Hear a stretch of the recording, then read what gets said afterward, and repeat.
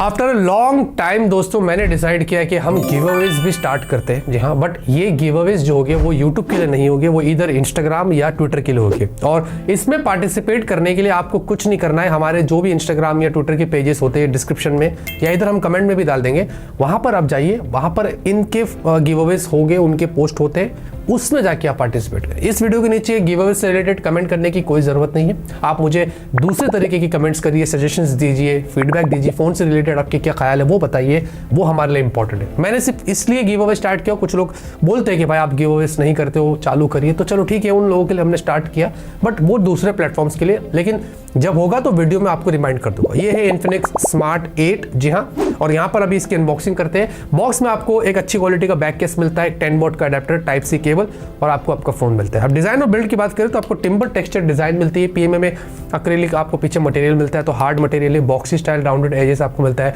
Single mic दिया है, dual होता तो ज्यादा अच्छा होता। सिंगल स्पीकर ही है, इसमें भी डुअल स्पीकर्स नहीं है।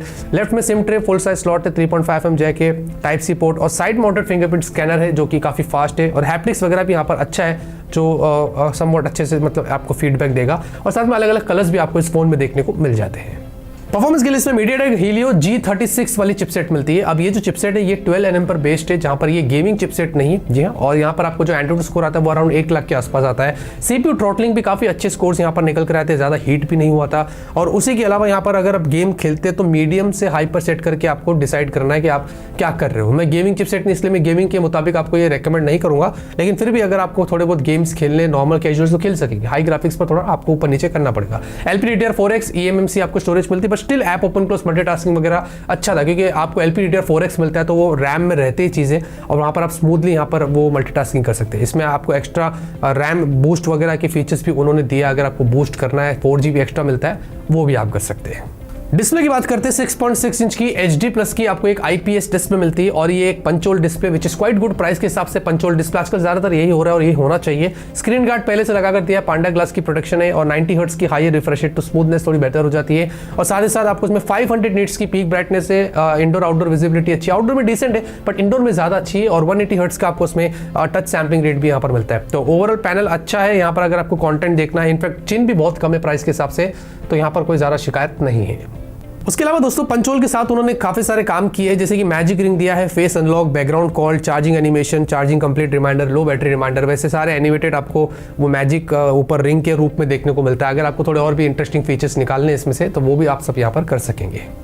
बाकी सॉफ्टवेयर के लिए एंड्रॉइड 13 गो एडिशन है। जी हाँ, ये लाइट वर्जन होता है फुल वर्जन का, और इसमें आपको पाम स्टोर और कुछ प्री इंस्टॉल ऐप्स हमने देखा, बट आप सबको डिसेबल कर सकते हैं, डिलीट कर सकते हैं, यहाँ पर कोई जबरदस्ती नहीं है। और साथ ही साथ स्टॉक डायलर मिलता है, तो अगर आपको कॉल रिकॉर्डिंग वगैरह करना है वो आप कर सकते हैं। और इसमें 2 साल के सिक्योरिटी पैचेस आएंगे, बट ईयरली अपडेट की कुछ बात नहीं हुई है कि एंड्रॉइड 14 इसमें आएगा या नहीं आएगा।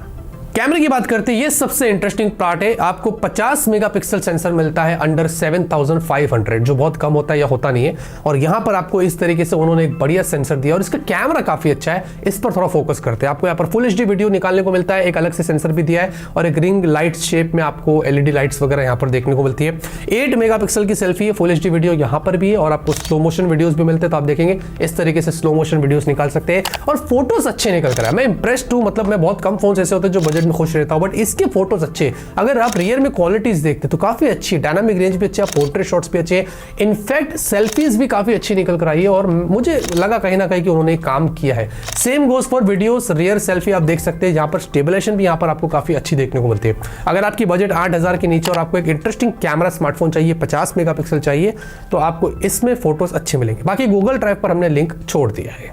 बैटरी दोस्तों 5000 mAh की है, आपको 10 वॉट का अडेप्टर बॉक्स में मिलता है। लगभग 2.5 घंटे के आसपास इसको लगेगा फुल चार्ज होने में, लेकिन बैटरी बैकअप काफी अच्छी है। आप इसको पूरा दिन यूज कर सकते हैं, इनफैक्ट 1.5 दिन तक चलेगा। हमने इसको बहुत टेस्ट किया है, और काफी टेस्ट करने के बाद अब जाके इसको चार्ज पे लगाया, तो कुछ अभी 89% है। तो ओवरऑल बैटरी बैकअप भी यहाँ पर आपको इसमें काफी अच्छा देखने को मिलेगा। सेंसर्स, नेटवर्क कनेक्टिविटी की बात कर ले तो 4G वोल्टी का आपको यहाँ पर सपोर्ट मिलता है। जी हाँ, वोल्टी यहाँ पर सिम कार्ड डालने के बाद दिखा देता है। और आपको वाइड बैंड L3 है, ब्लूटूथ 5 है, camera 2 API, FM radio, wifi 5, और सारे सेंसर्स का आपको यहाँ पर सपोर्ट मिलता है। बात करते हैं दोस्तों सबसे इंटरेस्टिंग पार्ट की, इसकी प्राइस की। तो 4GB रैम 64GB स्टोरेज एक ही वेरिएंट आपको यहाँ पर मिलेगा और प्राइस जो है वो 7,500 रुपए की, 7,500 रुपीज।